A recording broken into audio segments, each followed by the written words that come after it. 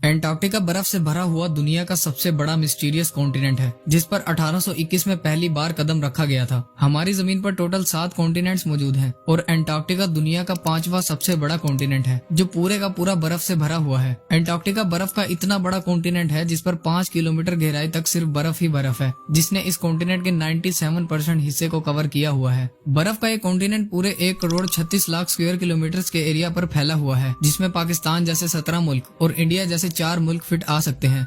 इस कॉन्टिनेंट पर इतनी बर्फ है कि अगर वो एक साथ सारी पिघल जाए तो दुनिया भर के समुद्रों की सतह में 200 फुट तक इजाफा हो जाएगा। दुनिया के फ्रेश वाटर का 60% हिस्सा एंटार्क्टिका में आइस शीट्स की शक्ल में मौजूद है। चाहे जून जुलाई का गर्म मौसम ही क्यों ना हो, लेकिन एंटार्क्टिका का टेम्परेचर पूरे साल -50 डिग्री सेल्सियस से -90 डिग्री सेल्सियस तक रहता है, और यही वो वजह है जिसकी वजह से यहाँ जिंदगी की उम्मीद लगभग ना होने के बराबर है। हत्ता कि पूरे एंटार्क्टिका में सिर्फ 2 ATM मशीन ही मौजूद है। यहाँ गर्मियों के 6 महीने मुसलसल दिन रहता है और सर्दियों के 6 महीने मुसलसल रात। ना ही एंटार्क्टिका में कोई टाइम जोन फॉलो होता है और ना ही इस कॉन्टिनेंट पर किसी कंट्री का कब्जा है। 6 महीनों तक सूरज के तलू और गरूब होने के बगैर यहाँ टाइम का अंदाजा लगा पाना बहुत मुश्किल होता है। यही वजह है कि एंटार्क्टिका में कोई भी टाइम जोन फॉलो नहीं किया जाता। कई लोगों का ये मानना है कि एंटार्क्टिका की इस बर्फ के नीचे कई राज छुपे हुए हैं, और कुछ लोगों का मानना है कि इस बर्फ के नीचे एक दूसरी दुनिया मौजूद है। बाज लोगों का ये ख्याल है कि इस बर्फ की तह के नीचे एलियंस की स्पेसशिप्स फ्रोजन हालत में मौजूद हैं, और कुछ लोगों का ये मानना है कि यहाँ हिटलर की खुफिया मिलिट्री बेस मौजूद है। 11,000 साल पहले एक ऐसा नेचुरल डिजास्टर आया था जिसका निशाना एक ऐसा शहर था जहाँ के लोग खुद को खुदा समझते थे, और वो शहर और कोई नहीं बल्कि अटलांटिस था। कहा जाता है कि अटलांटिस का गुमशुदा शहर भी एंटार्क्टिका पर मौजूद बर्फ के पहाड़ों के नीचे ही कहीं खोया हुआ है। साफ लफ्जों में कहें तो बर्फ के इस कॉन्टिनेंट में ऐसे ऐसे राज दफन हैं जिसके बारे में कोई सोच भी नहीं सकता। पिछले कई सालों से साइंटिस्ट और रिसर्चर्स एंटार्क्टिका के इन राजों को ढूंढ निकालने की मुसलसल कोशिशों में लगे हुए हैं, और रिसर्च के दौरान इन्होंने ऐसी ऐसी चीजें डिस्कवर की हैं जिन्होंने इन राजों को फाश करने की बजाय इस कॉन्टिनेंट को और भी मिस्टीरियस बना दिया है। यूं कहें कि एंटार्क्टिका की मिस्ट्री सुलझने की बजाय उलझती ही जा रही है। एंटार्क्टिका से अब तक 400 से भी ज्यादा लेक्स डिस्कवर हो चुकी हैं, जो बर्फ की लेयर्स के नीचे छुपी हुई हैं। 2009 में एंटार्क्टिका की बर्फ के अंदर से एक बिल्ली का ढांचा मिला था, जिसने रिसर्चर्स के होश उड़ा दिए थे। हैरत की बात यह थी कि यह ढांचा किसी आम बिल्ली का नहीं था। ये जिस बिल्ली का ढांचा था वो अंडे देने वाली बिल्ली थी। तहकीक के बाद मालूम पड़ा कि ये जानवर आज से तकरीबन 2.5 करोड़ साल पहले जमीन पर पाया जाता था।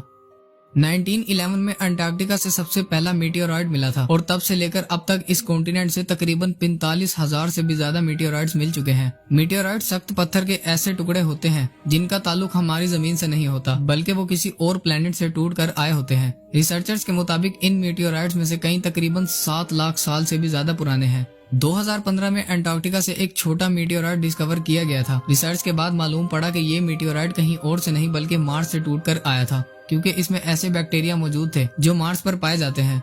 2014 में आर्कियोलॉजिस्ट ने अंटार्कटिका से एक ऐसी चीज डिस्कवर की जिसने सबको हैरत में डाल दिया था। आर्कियोलॉजिस्ट को रिसर्च के दौरान 3 इंसानी खोपड़ियां मिली, जो अंटार्कटिका से मिलने वाली पहली इंसानी खोपड़ियां थी। नॉर्मल खोपड़ियों के मुकाबले ये खोपड़ियां बिल्कुल अलग थी, क्योंकि इनके सर इंतहा से ज्यादा बाहर निकले हुए थे। इस तरह की खोपड़ियां साइंटिस्ट को इजिप्ट और पेरू से भी मिल चुकी हैं, जो इस बात की तरफ इशारा देती हैं कि शायद आज से हजारों साल पहले अंटार्कटिका में भी लोग रहा करते थे, जिनका कोई न कोई ताल्लुक एंशिएंट इजिप्ट सिविलाइजेशन से भी जरूर रहा होगा।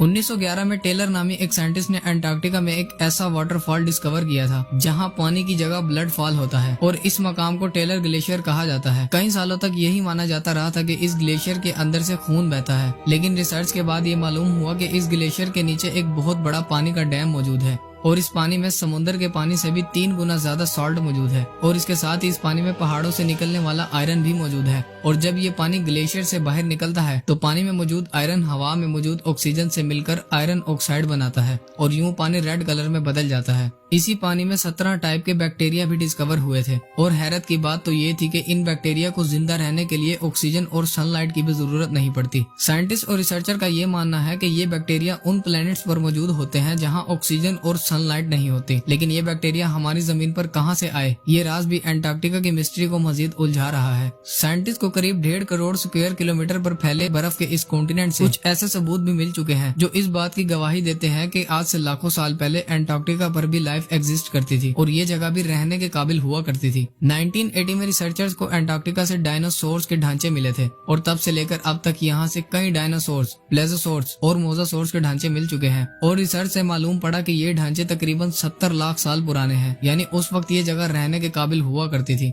1100 फुट की गहराई से आर्कियोलॉजिस्ट को एक इंतहाई खौफनाक मखलूक का ढांचा मिला था। ये ढांचा 8 फीट तक लंबा है और इसका स्केलेटन जमीन पर मौजूद किसी भी जानदार से मैच नहीं हुआ और आज तक इसकी असलियत का पता नहीं चल सका।